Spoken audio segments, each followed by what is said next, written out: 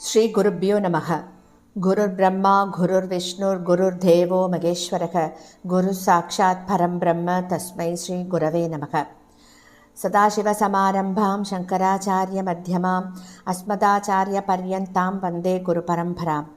குரவே சர்வலோகானாம் விஷஜே பவரோகிணாம் நிதயே சர்வவித்யானாம் தட்சிணாமூர்த்தயே நமக. ஸ்ருதிஸ்மிருதிபுராணானாம் ஆலயம் கருணாலயம் நமாமி பகவத்பாதம் சங்கரம் லோகசங்கரம். सदात्मध्याननिरतं विषयेभ्यः पराङ्मुखं नौमि शास्त्रेषु निष्णातं चन्द्रशेखरभारतीं विवेकिनं मगाप्रज्ञं धैर्यौधार्यक्षमानिधिं सदा अभिनवपूर्वं तं विद्यातीर्थगुरुं भजे. भारतीकरुणापात्रं भारतीपदभूषणं भारतीपदमारूढं भारतीतीर्थमाश्रये. विद्याविनयसम्पन्नं वेदरागं विवेकिनं वन्दे वेदान्ततत्त्वज्ञं विदुशेखरभारतीम्. அனைத்து பெரியோர்களுக்கும் நீலாயதாட்சி குமாரின் நமஸ்காரங்கள். பிரதி குருவாரம் நம்ம சிங்கேரியில் சங்கரை பற்றி கேட்டுருக்கோம். குருநாதரோட பேரருள்ள இந்த காவியத்தின் நூலாசிரியர் திரு கே நாராயணசுவாமி அவர்கள். இவர் எழுதிய புத்தகத்தின் ஒவ்வொரு வரிகளையும் நம்ம அனுபவிச்சு கேட்டுருக்கோம். பிரதி குருவாரத்திலையும் போன வாரத்தின் தொடர்ச்சியை தான் தொடர்ந்து கேட்கப் போகிறோம். 78வது வாரமாக ஹரிஹரராஜனிடம் வித்யாரண்யர் சொல்றார், என்னுடனேயே சிருங்கிப்பட்டர் என்ற பிரம்ம ராட்சஸ் தொடர்ந்து வந்து கொண்டிருக்கிறது. அதனுடைய உதவிகளினால் தான் நான் சில நல்ல காரியங்களை எல்லாம் சாதித்துக் கொள்ள முடிந்தது. தவிர எனக்கு நெருங்கிய நண்பனாகவும் அது உள்ளது. ஏதோ சாபத்தினால் இந்த நிலை ஏற்பட்டதுடன் ஏராளமான அன்னத்தை புசிப்பதால் மட்டுமே தனித்துக் கொள்ள முடிந்த அந்த பசியும் அதற்கு ஏற்பட்டிருக்கு. இந்த இடத்தில் அன்னம் நிறைய கிடைக்கும்படி ஏற்பாடு செய்கிறேன் என்கின்ற உறுதிமொழி அளித்து இங்கே நான் அதை அழைத்து வந்தேன்.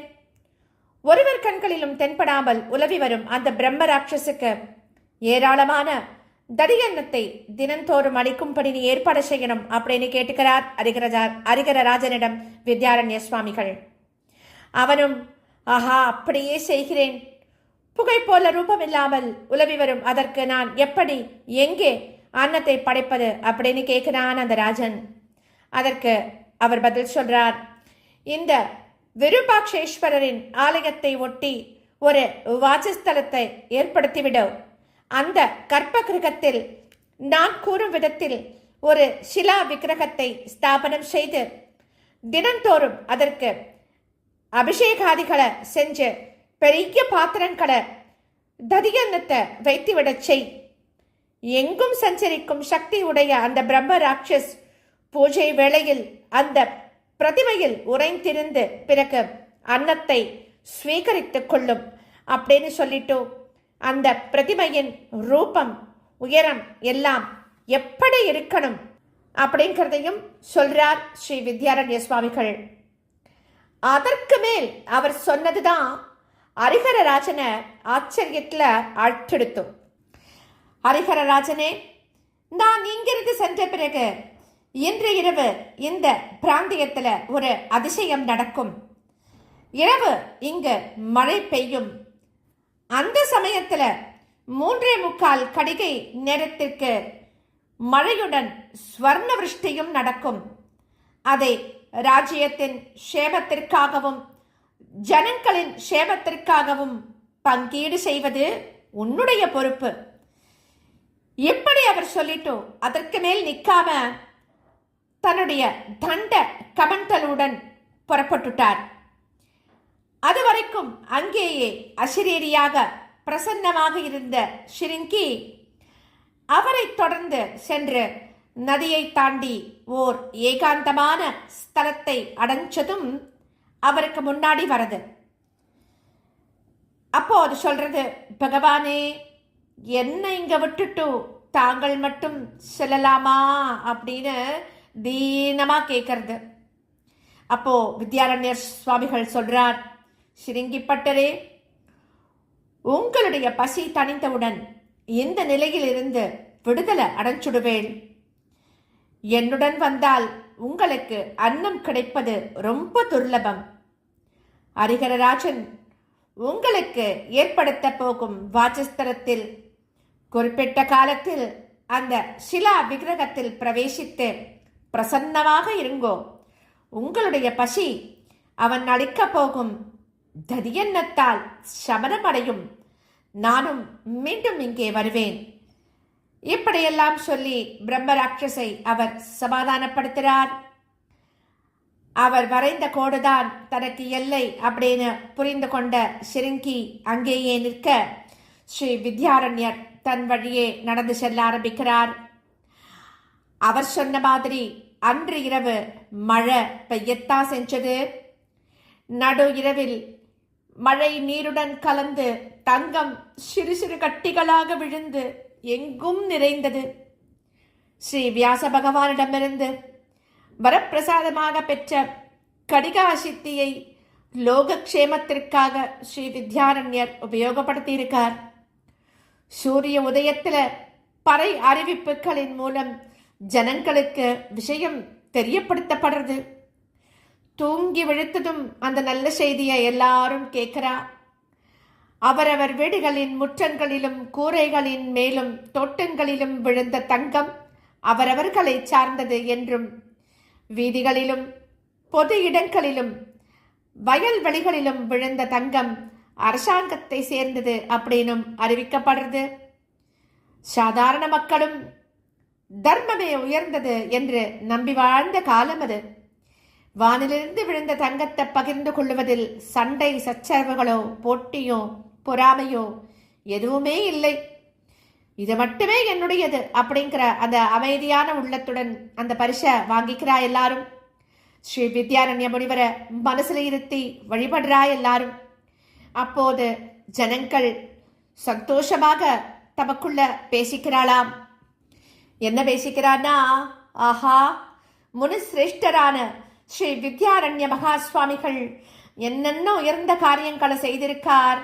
அவர் பூஜித்து வந்த ஸ்ரீ விருபாட்சேஸ்வரரை தம்முடைய மன்னரான ஸ்ரீ ஹரிஹரனிடம் அத்தியந்தம் பிரியமுடையவராக செய்தார். சிவபிரானுடைய பரமமித்திரன் குபேரன் அவருடைய கிரகத்திலிருந்து ரிதியை ஆகர்ஷணம் செய்து இங்கே மழையாக பொழிய செஞ்சிருக்கார். என்ன ஆச்சரியம், என்ன ஆச்சரியம் அப்படின்னு ஜனங்கள்லாம் வியப்பே அடங்காம பேசின்னு இருக்கா.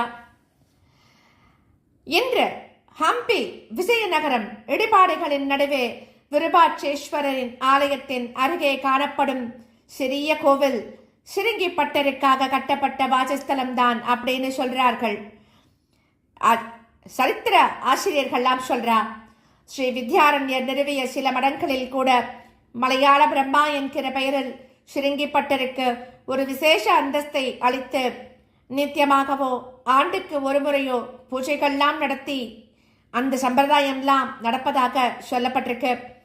அந்த சமயத்துல அன்ன விசேஷங்களை ஸ்மிருத்தியாக செய்து நிவேதனமும் விநியோகமும் நடப்பதாகவும் அந்தந்த மட வரலாறுகள்லாம் சொல்லப்படுறது நமக்கு. ஸ்ருங்கேரியிலும் ஸ்ரீ சாரதாம்பாள் ஆலயத்தின் கோபுர வாயிலுக்கு இடப்புறம் உள்ளவோர் அழகான சிறு ஆலயத்தில் நித்தியம் பூஜை செய்யப்படுபவர் அந்த சிருங்கிப்பட்டர் தான் அப்படின்னு Sri KR Venkataraman the age of Vidyaranya அப்படிங்கிற புத்தகத்தில் எழுதியிருக்கார்.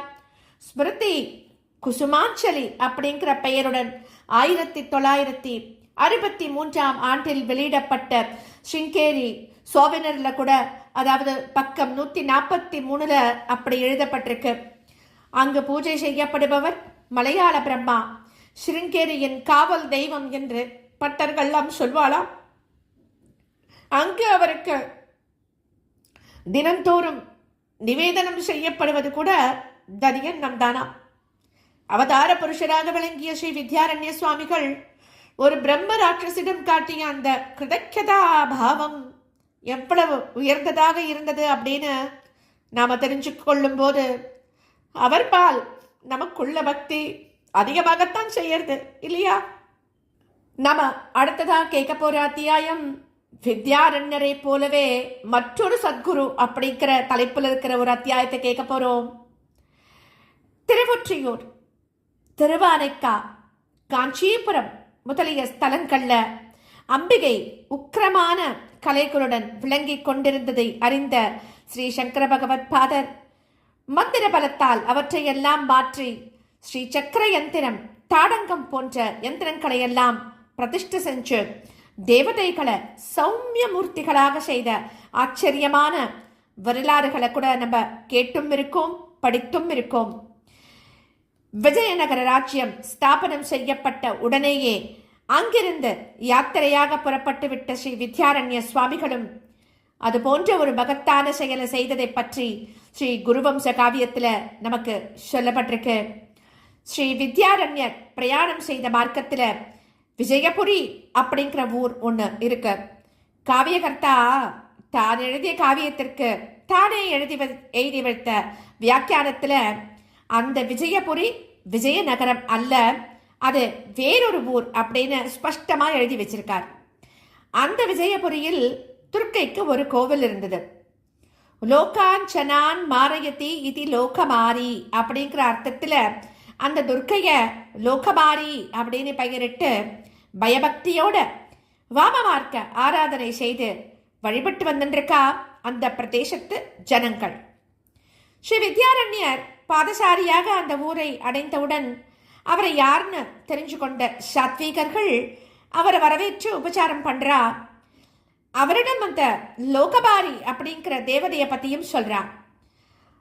பிறகு அவரிடம் எது சிரேஷ்டரே, தங்களுடைய தபஸின் பிரபாவத்தையும் மந்திர சித்தியையும் பற்றியும் அறிந்திருக்கிறோம். எங்களுடைய பிரார்த்தனைக்கு இறங்கி தெய்வம்தான் தங்களை எங்க ஊருக்கு அனுப்பி வச்சிருக்கு. பல ஆண்டுகளாக வாமாச்சார பூஜைகளை ஏத்துண்டோ மிக உக்கிரமாக விளங்கிக் கொண்டிருக்கும் லோகபாரி என்கின்ற இந்த தேவதையிடம் நாங்கள் மிகவும் பயம் கொண்டிருக்கோம். தாங்கள்தான் அவரிடமிருந்து எங்களை ரட்சிக்கணும் அப்படின்னு வேண்டிக்கிறார். ஆதிசங்கரரை போல உலகத்திற்கு நல்லதையே செய்வதற்காக தோன்றியவர் அல்லவா ஸ்ரீ வித்யாரண்யர். அது தவிர அவருடைய குருநாதரான ஸ்ரீ வித்யா தீர்த்தர் தம்முடைய அசரீரி வாக்கினால் அவரை இயக்கி உலகோருக்கு நன்மை பயக்கும் செயல்களை செய்யும்படி துண்டின்றே இருக்கார் இல்லையா? ஆகையால் அவருடைய உள்ளத்திலும் இரக்கம் சுரக்கிறது. அவர் கேட்கிறார், அம்பிகே, இது என்ன விந்தை? நீ ஜகத்திற்கே ஜனனி அல்லவோ? உன்னுடைய சௌமியமான ஸ்வரூபத்தை வெளிப்படுத்தி இந்த சாத்வீகர்களான ஜனங்களின் பயத்தை அகற்றுவாயாக தாயே அப்படின்னு பிரார்த்தனை பண்ணிக்கிறார். தாமறிந்திருந்த மந்திர தந்திர சாஸ்திரங்கள் துணையோட அந்த லோகமாரியின் உக்கிரகத்தை கட்டுப்படுத்துறார். வாமாச்சார பூஜையை நிறுத்தி வைதீக பூஜையை ஏற்படுத்துறார். அப்போது முதல் துர்கா தேவி அந்த ஆலயத்துல ஜனங்களுக்கு ஹிதத்தை செய்யும் சௌமியமூர்த்தியாக விளங்க ஆரம்பிக்கிறாள். ஜனங்கள் அவளிடம் பயத்தை விட்டுட்டு பக்தி செலுத்த ஆரம்பிக்கிறா அப்படின்னு இந்த விருத்தாந்தம் அந்த காவியத்துல சொல்லப்பட்டிருக்கு. அதுக்கு பின்னாடி ஸ்ரீ வித்யாரண்யர் அங்கிருந்து பாதசாரியாக ஆந்திரம், கலிங்கம் போன்ற தேசங்களை எல்லாம் கடந்து சென்று 1000 கிளைகளாக பிரிந்து வங்கக்கடலை சேரும் கங்கா நதியை அடைகிறார். அந்த பிரதேசம் நிர்ஜனமானது, ஆபத்தான சதுப்பு நிலம், தவம் செய்வதற்கு உகந்ததே கிடையாது. அந்த சமயத்துல அவரை குருநாதரின் குரல் அசிரீரியாக ஒலித்து எச்சரிக்கிறது.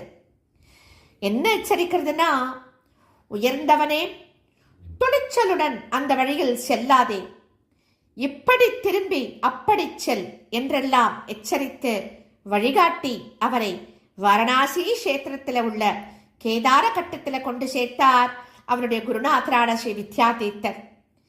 தினந்தோறும் கேதாரநாதரை தரிசனம் பண்ணிண்டும் பலவிதமாக தவம் செஞ்சுண்டும் அந்த கங்கையின் கரையில் சிறிது காலம் வாசம் செய்கிறார் ஸ்ரீ வித்யாரண்யர். அது குருநாதரின் கட்டளை.